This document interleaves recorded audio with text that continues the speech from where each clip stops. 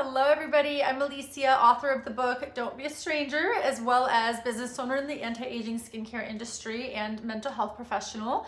And I've been finding that I've been having a lot of conversations lately with my patients about just our stinkin thinkin. It's the best way to put it. I know that's been a term that we've had coined in the mental health world for quite some time. And basically what I find happens oftentimes, especially in the anxiety management arena, is a symptom happens in our body. Maybe we have butterflies, maybe we have a pang of a headache, maybe just something shifts, maybe the temperature of our body changes, maybe your blood sugar drops because you haven't eaten in several hours. And our brains sometimes run away with themselves. So our thoughts, it's almost like they hop on a runaway train and they're gone. And so what we want to do is we want to make sure that we're grounded in a place where we can really objectively evaluate what's going on. And especially with what's going on right now over COVID-19, it's very, very easy for especially our older patients to get very nervous. So anytime there's a shift or a bodily sensation that seems unfamiliar, it's easy to worry and wonder if something awful is happening or if they've contracted the virus or if there's reason to be really scared. And so that said, I find myself offering an intervention that I've been offering for quite some time in the mental health field, which is the just because does not mean sentence root.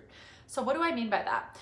If you write down on a whiteboard the words just because blank does not mean blank. I should have brought a whiteboard, that would have been much more helpful visually, but just because blank does not mean blank, and then fill in the blanks. So here are a few examples to show you how sometimes the stories we write about what we're experiencing and what it means, the implications, are not accurate or reality driven, and sometimes the stories we write can really take on a life of their own and cause us a lot of distress. That could have been avoided. I believe it was Mark Twain who said something like 75% of the things we worry about never actually happen. So just because people are not liking or commenting my social media posts does not mean they're not watching, appreciating, or feeling motivated. Or just because folks aren't commenting on the things that I do or recognizing my efforts does not mean I'm not appreciated or inspiring. Just because my stomach feels funny or I feel a little bit hot does not mean something is wrong. Just because my temperature changed does not mean I have a fever. Now, I'm not suggesting we stop right there and do nothing about it and just poo-poo things away, by the way. You can check your temperature, but also being mindful of how often are you doing that? Are you giving into anxiety-driven behaviors? I have one patient who checks his temperature twice a day, every day, for fear that something might happen. But what's happening is you're fueling your anxiety each time you preemptively do that. Just because I'm sad does not mean I'll be sad forever. Or just because I'm sad does not mean something bad happened or that something's wrong. Just for today, I will feel sad and tomorrow's a new day. Just because I sneezed or coughed doesn't mean I have the coronavirus. I'll check for other symptoms objectively. Just because I'm feeling heartbroken doesn't mean this feeling will last forever. Just for today, I'm okay feeling the grief. You might also think just because I'm feeling heartbroken doesn't mean I'll be alone forever. Just for today, I'm okay feeling the grief. Just because I feel afraid does not mean it's not worth trying. Or just because I feel afraid does not mean it might not change my world in a wonderful way. Growth is often on the other side of fear. I've shared a multitude of times how afraid I was, and still some days are, about my exposure in my skincare industry, which is completely out of, it's in foreign territory for anything that I'd ever studied and prepared my life for.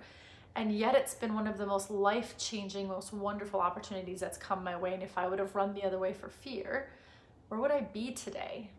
I'd be living small.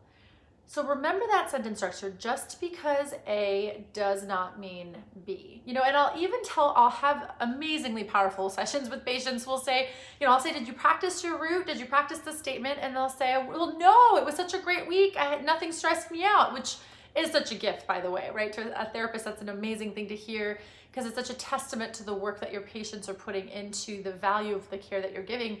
But what I say is, better territory for practicing then, because you tend to learn and develop new skills when you're not stressed or under duress. And so go ahead and learn the skill when you're in a happy, relaxed space. You'll be better able to readily access it when you actually need it and when you're feeling stressed or anxious next. So the way you would do this in a positive stance might be, just because I feel on top of the world today does not mean anything's wrong tomorrow if I don't feel the same way.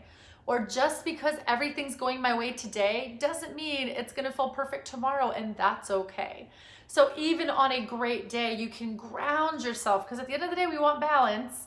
We don't wanna be, up here all the time. That's not sustainable, and it can be quite exhausting, and quite frankly, it can feel superficial. You also don't want to be down here all the time, but there's a beauty in sadness. There's a beauty in times of grief and reflection, because those are the times we really look back over life and think, what could be better?